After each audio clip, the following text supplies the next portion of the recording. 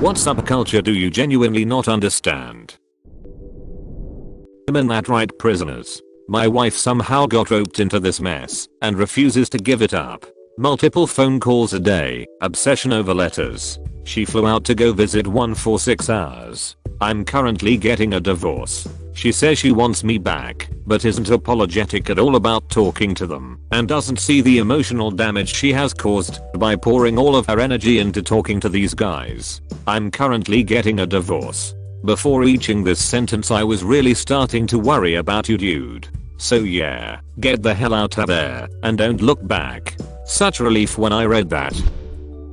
I don't understand how you can talk about vaping non-stop every day for months on end. I'm all for that stuff, but it's like me talking about apples and how they taste and different techniques for eating apples and how you know a guy in the next town over that makes custom apple eating forks and that you subscribe to Apple Eating magazine. I vape. My conversations about vape generally go like this. Me, oh, that smells good. What flavor is it? Them, raspberry lemonade. Me, cool. Can you blow smoke rings? Folks, usually men, usually from rural areas, who roll coal. They modify their big-ass diesel truck engines to emit a crapload of city exhaust. They'll sometimes even do this as they pass by pedestrians, blasting them with that pollution. They think it's funny and will even film it to post it on social media. Frankly, the whole "it's cool to be an asshole" thing. How do you feel badass being a peen? I feel badass making a cheesecake. How can you feel badass making a cheesecake? I feel badass playing the ukulele. The involuntary celibate, or incels for short. These guys get off on being toxic and miserable. They view sex as a need that men have and something women should be obligated to give them, like food or shelter. They're like welfare queens when it comes to sex. They literally want to collect it like a welfare check. But it gets even worse. They aren't just content to sit around and wallow in their own self-pity, changing nothing about themselves and expecting change to just happen. Oh no, they believe that anyone who isn't just as miserable as they are is a bad person. It is literally evil to be in a happy, fulfilling relationship. Even when one of them gets his head out of his ass for a few seconds and gets laid, they turn on him. They're a community of sad people who want to bring everyone else down into their pit of despair with them. Maybe they should put a Juggalo flag in their yard and make some friends. Juggalos expect each other to accept each other. If you define 95% of the world population as whores or chads, you will have a hard time. I really don't understand these musician fan groups, like Rihanna Navy and Catty Cats. Fair enough if you just want to be fans, but they take it to the extremes. Hating other fan bases and trying to take over Twitter to be the biggest fan base, etc. Why can't people just enjoy things and accept that some people enjoy other things? Apparently Lord doesn't like that kind of fandom either. Her fans wanted to call themselves the Disciples, but she said no. I don't get the entire Otherkin subculture. I don't have any issue with it. Do what makes you happy. I just don't understand how some people claim to be rockkin and talk about their other form as a rock. Another thing that bothers me about is this. If you identify as, say, a dragon, you're doing a crap job. Get what I mean? A dragon wouldn't sit about, tapping about at his laptop. He'd be out killing and guarding treasure. Up your game. Don't forget the Burner Nation. Earboos. People obsessed with British culture. The UK is alright, but for everything good about it there are many things not so great about it. For every Blackadder we have a Miranda. Changed Mrs. Brown's voice to Miranda, since the Irish want it. British culture? You mean getting finger blasted outside a kebab shop at 3 in the morning by Big Gaz and his pals? Pure pants. Cheating in multiplayer games. Aimbotting, wall hacking, etc. The joy is in the challenge. If you remove all challenge, what's the point of the game?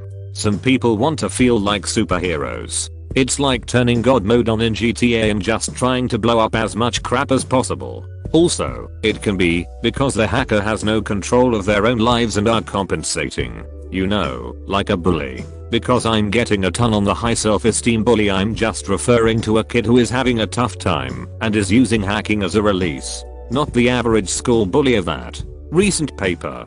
What I do is get a 5-star wanted level and make it directed by Mitchell Bay. If I hit a car hard enough, it explodes. If a car rolls over, explodes. Drugs. Not just using it, but identifying so strongly with drug use that you think of it as part of your culture is mind-boggling to me. Does this count with stoners? You smoke weed, cool. It doesn't need to be the only thing you talk about, and you really don't need to have a leaf printed on every item of clothing you have. I hate stoner culture. I don't care if people smoke, that's fine. But when weed is their entire life like you said, it's just pathetic and stupid. People who sell it works, and other similar MLMs. I live in a small, but quickly growing, town in North Carolina. I can't tell you how many moms sell Rodman Fields, Mary Kay, Unique, or Premier Designs. And yeah, all they post are these long ass statuses like, want to team up with leading dermatologists, to join an amazing team of inspiring women, want to help your friends have beautiful skin, want to work from home, want to earn a pink Cadillac, buy things from me, so it'll happen to me. I once had a girl, who I talked to maybe 3 times my whole life, I'm 23, who argued that we are friends cause we're neighbors, so then she tried to get me to buy some Rodman Fields. I told her using your friendship with someone to make money off of them is a really crappy thing to do. I thought Rodman was one of the monsters from Godzilla movies. Anti-intellectualism. It's like stupid people learned about relativism and decided that everything can be an opinion. Opinions can be supported by fact, but that doesn't also make a fact an opinion. It's like someone absolved everyone of any sense of accountability. I've never experienced a movement before that made me ashamed to be from my country, and I almost never think in terms of my own national identity. I wish logic was a compulsory course in college. Stats should also be compulsory. The whole trend about people arguing feelings over statistics and anecdotal evidence over number is appalling. Yes, stats can be manipulated, but that's exactly why people should learn them. To understand what they mean when they are presented to you, so you can understand if you're being fooled or not. The whole stats can be made up, and it's a hoax from the government to indoctrinate me as like, sweetie, you already are brainwashed. Really hardcore racists. I just don't understand them. I have seen entire forums ridiculed with racist nonsense and it just really confuses me. Who has so much unnecessary hate for something that they are willing to waste so much of their time reading and writing about it? Why these people are like this, I don't know. But it is actually ridiculous some of the extents that these people go to just because someone is from a different country to you or looks a bit different, despite them still being human. Like I once read about a guy who refuses to eat Mexican food because they can't tolerate anything Mexican. I'm curious as to how they got that way. Was it their upbringing, a traumatic incident, or are they just giant assholes for no reason? Facebook salespeople. My friends have all decided to sell crap on Facebook. Now their entire identity is being a lotion salesperson. They post all day about how meaningless their lives were before selling lotion. They host civic cocktail parties where they all sip wine and talk about lotion. They post pictures of their kids with captions like, "They are the reason I sell lotion." They travel to seminars about lotion. They mock all other lotions. They brag about how much lotion they sell and try to recruit everyone around them. We aren't even friends anymore because they don't have any time or energy to waste on non-lotion people. Mom culture. I'm a mom. It's hard. It's tiring. It's thankless. But I don't sit and drink wine all day. I don't hide in the laundry room with a bottle of wine. I don't pressure myself to be the best according to other people's standards. I don't get it. Is there something I'm missing? It's like this. Kids are kids. Kids do and say dumb things every day. They're irritating and loud and messy, and I wouldn't trade them for anything. They don't do a different sport every day. They don't get paid for doing their chores. I tell them no all the time. I buy them semi-cheap clothing because they're either going to ruin it or outgrow it after 1 or 2 uses. I don't run a kid-centered household. I run a parent-centered household, and if they don't like it, they can live somewhere else. My job, my endgame, as a mother is to make sure my children are functioning, intelligent, reasonable adults who can think for themselves and hopefully make this world a better place. They each have talents and I need to help them find what they are and how they can use them to their full potential. I take pictures of them often, but I don't share them for likes or go viral. My kids do hilarious crap. It goes in the memory jar.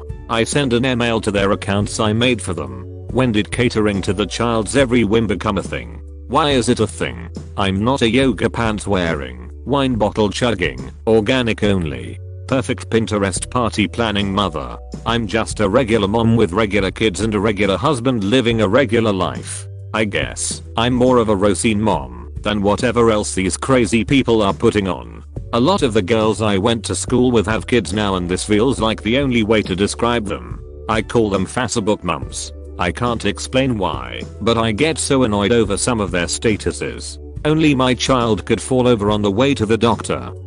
Really? Only your child? Your child is the only child who could do some super common thing that might mildly inconvenience you? The minion memes alone make me want to start chugging wine. Kelly, did you watch your child fall over and immediately post about it? Yeah, it's just like, why me, you know. Where is your child now? Oh, he's dead.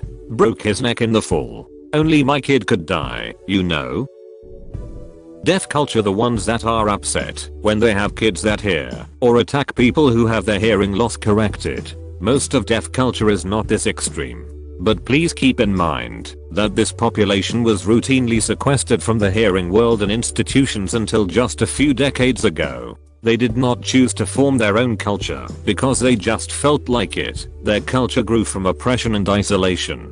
There is also a prevalent belief that deaf people are stupid, which is not true, but has led to feelings of resentment toward hearing people. All of the deaf people I know do not care one way or another if their child is deaf or hearing. Many would probably prefer their children to be hearing. Their children can be culturally deaf, that is signing, understanding deaf history, etc., and still be hearing. Cochlear implants, on the other hand, are much more controversial. It is not as simple as having their hearing loss corrected. People who are genetically deaf do not have the same neural pathways that hearing people do. While CIs can help deaf people hear in a sense, it is not just a magic spell that makes them hearing. It is constant work to hear, much like someone who uses a prosthetic limb or an electrolarynx.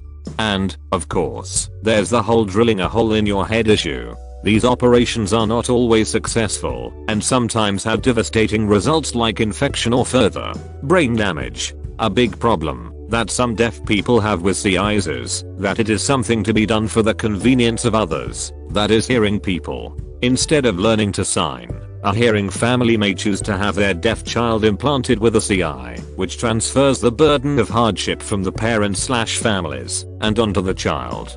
There is also a fear of losing their language. If everyone gets CIs for their children instead of learning to sign, that has a negative impact on the future of sign language, which for many deaf people is their only language. Think about rednecks who like to speak English. It's America. Fear of loss of language or cultural identity is not exclusive to deaf people. And finally, CIs can be seen as an out for hearing people, to not have to deal with deaf people anymore. Many deaf people have been asked over and over again, why don't you get a CI? Then you could hear. It's annoying. Not everyone is a good candidate for CI. Some people just would rather keep living their life using sign language instead of undergoing a very serious and potentially dangerous operation.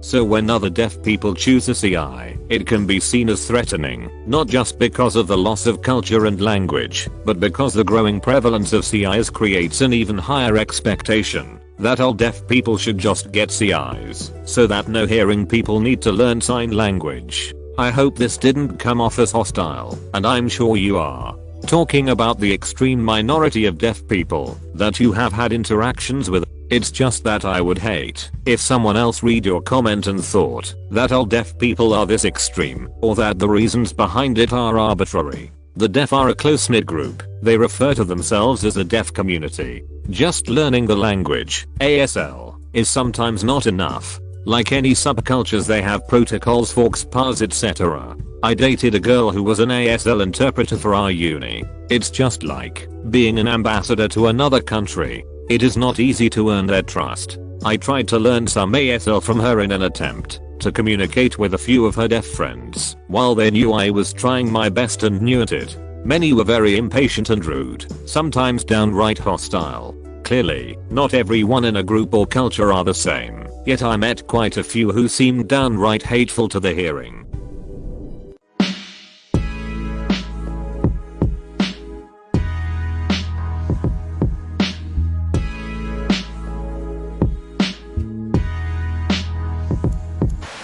Twitch chat. Especially the people so deep down into it that they bring the spam into real life. I enjoy streams a lot and like the game streaming community, but I really don't understand this subculture. I understand the meme factor of it and that people wanna be part of a group with similar interests, and I don't mind it at all on Twitch because I more often than not just hide the chat. But some people are bringing the plague in other online communities and even in real life. Seriously, saying out loud kappa when you're being sarcastic? Come on. I similarly did not understand Twitch chat at all until I had someone explain it to me in this way. It's just like the roar of the crowd in a stadium during a football match. You aren't meant to pick out individual comments, just the general emotional climate of the audience. You know, it makes a lot more sense when you look at it that way. Polyamory. I mean, I totally get why someone would want to have an open relationship, maybe even have more than one serious romantic relationship at the same time. But it seems that an overwhelming number of poly people form a sort of odd, to me, insular, and distrusting subculture that includes a lot of other aspects standard super geek culture, and who treat the way they have their relationships as their vocation with everything else secondary. If you want to have a regular threesome with a third mutual girlfriend, or have sanctioned sex outside of your relationship, that's great. I think more people should do it. But I wouldn't like to feel that I had to beg to join this socially dysfunctionally club to be able to do it. I always get this superiority vibe, like it works for them, and not the rest of the world, because they are in tune with themselves and each other on a level the regular folk can't possibly understand. So other people don't like people in poly relationships because they are jealous they can't have poly relationships themselves, not because the poly people are just insufferable. Definitely, I get the feeling one of the central tenets of this subculture is that they are so much more sexually enlightened than other people and everyone would want to live like them if they weren't brainwashed by society or too hung up in general.